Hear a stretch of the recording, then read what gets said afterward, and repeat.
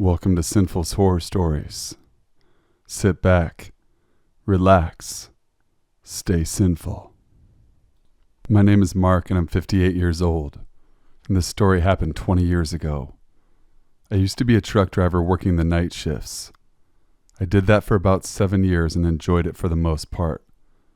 The pay was good and I liked the quiet time that I got to myself. One night I was driving listening to the radio and drinking coffee like I usually do. It was really dark on the secluded roads I was driving on, with no street lamps around. All I could see were my own headlights and the road it lit up. It was also pouring down rain. I came across a car that was pulled over to the side of the road, and two men who then ran into the forest, leaving the car doors open. I don't know why, but something made me stop and pull over as soon as I drove past. I turned my radio off and thought about what I just saw and what I should do. After some thought, it did look odd, so I decided to check it out. I grabbed my flashlight and walked down the road towards the car. When I got there, I couldn't see anyone around.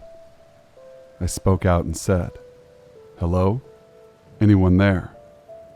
I shined my light in the car and had a look inside. The car was on and the keys were in the ignition. I mumbled to myself, What's going on here? Just as I said that, I heard a branch snap in the woods. "Hello?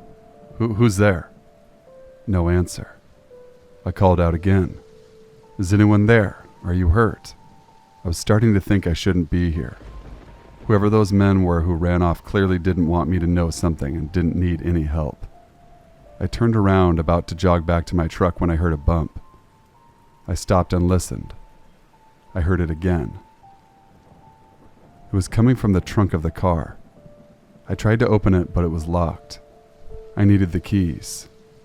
I quickly got them out of the ignition and opened the trunk, and I couldn't believe what I saw. There was a woman who was gagged and tied up. She was bleeding on her forehead and tears streaming down her face. I removed the cloth from her mouth and she was begging me to help her. Before I could do anything, the two men ran out of the trees and attacked me. One of them hit me really hard on my knee with a crowbar, and I dropped to the floor screaming in pain, whilst the other one hit me with a bat on my legs a few times to make sure I wasn't getting up. They both ran into the car, slammed shut the trunk, and drove off. That whole time I could hear the woman screaming for help. I tried to get up, but I was in too much pain and I couldn't stand. I managed to crawl back inside my truck and radio for help. I told police what happened. That woman was never seen again. Story number 2. I was driving home one night, as I had not seen my family for 2 weeks. Filled with excitement, I decided to take a shortcut through a desolated area that I didn't know too well. I had heard stories through the scanner about it, mostly ghost tales. And I do, as a matter of fact, believe in ghosts, but my eagerness to surprise my wife and kids got the best of me. It was 3:40 a.m. or so in the morning, and I had been on that particular road for about an hour already. Nothing out of the ordinary had happened yet.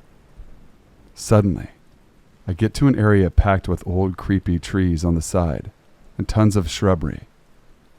As usual, my radio was on, and out of nowhere, the horrible static starts crackling through the speakers. I started to feel chilly and uncomfortable, when wouldn't you know, I saw a man hanging from a tree on the side of the road. There he was. His body was even swinging from side to side. I stepped on the brake as fast and as carefully as I could, but I kept looking through the rear view mirror, and he was still there. I grabbed my coat, my gun, and my flashlight, and I had my phone in my pocket, and I started to dial 911. But there was no signal. I made my way through the shrubs, and when I reached the tree, he was gone. I moved the flashlight around thinking maybe he had gotten free. I went back to my truck, looked back, and there he was again, hanging like I had seen him before. After this, let's just say I didn't take any shortcuts anymore. Story number 3. My friend and I stopped at some shady truck stop off Interstate 37, going towards Corpus Christi, Texas. He fell asleep as usual, and I'm not gonna lie, I was about to pass out too. I finally decided to pull over and I fell asleep, when a little while later we heard a loud bang on the side of the cab that startled us. We woke up immediately to find this large lizard-like creature with red glowing eyes and sharp-looking teeth staring back at us. No, it wasn't the creature from the movie Jeepers Creepers, and you don't have to believe me, but we both know what we saw that night. It stood there I don't know how many minutes just looking at us. Nothing else. After that it flew over the cab and took off in the dark of night. Story number 4. During the summer of 2005 and 2006, around 2 a.m. driving back from Rushville, Illinois. About northeast of the town, there's a rural area filled with cornfields and woods. My father was driving and I was in the passenger seat when my dad suddenly taps my shoulder, points out the window, tells me to look.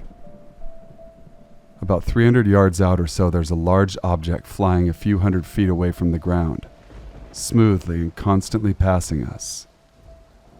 It looked like it had either 1 or 2 levels, rows of lights that went along the side and bright large rectangle windows, with rounded corners spewing out white lights. It made no sound and it flew straight. It did not rotate and had no blinking or flashing lights of any kind, indicating that it could be some sort of small plane or traditional aircraft. It kept flying straight forward and disappeared in the distance. I turned to my dad and we both looked at each other and said, "That was interesting." We proceeded to continue driving home with no further incident. Story number 5. Many years ago, I was on a shift called Meet and Turn. This is where the driver that is domiciled out of the city will drive a load halfway to its destination, while the other driver that meets him halfway and brings the load where it needs to be delivered. I had been doing runs like these for several months, and I found out that I had to meet on point an hour before the other driver arrived. It was a dark and empty lot around 3:30 a.m., so since there was still some time to kill, I decided to close my eyes and take a short nap. About 10 minutes into my nap, I was awakened by a barking dog. I tried to ignore it, but the bark carried on for several minutes and grew louder and closer.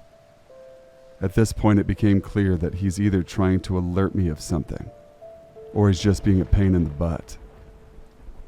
I sat up and looked out my window, and what I saw left me motionless. Standing there, inches on the other side of the glass, was a man around 35 years of age. He was a large fellow, and he was barking at me. His eyes were crazy, and he was even frothing a little from his mouth. The sheer creepiness struck me and gently without making any sudden movements. I reached down and started my truck slowly, started to pull away. As I was doing so, he was chasing after me, much like you would expect an angry dog, and still barking as I kept pulling away. Needless to say, I don't take naps on the job anymore. Story number 6. I used to drive between San Francisco and Cheyenne, Wyoming, a lot of times. It's about a 16 to 20 hour drive depending on the weather. My second time driving that route, I was driving at night, when suddenly my truck starts to make this odd grinding noise. It sounded like I had run over something and it got stuck. It was 2 a.m. I pulled up to a very well-lit rest stop and wake my buddy up, who had been sleeping the whole time. As we both make our way out of the vehicle, I started to explain to him the situation about the grinding noise. When we started to hear what sounded like a child crying, there's not a car in sight beside ours. At the same time, we had heard frequent stories about child trafficking and kidnappings nearby, so we decided to check it out. We grabbed our flashlights and made our way towards the bathrooms, since the noise was coming from there. As we got closer, we realized it was coming from the woman's bathroom. It's a low, dull sobbing, and we were prepared for the worst.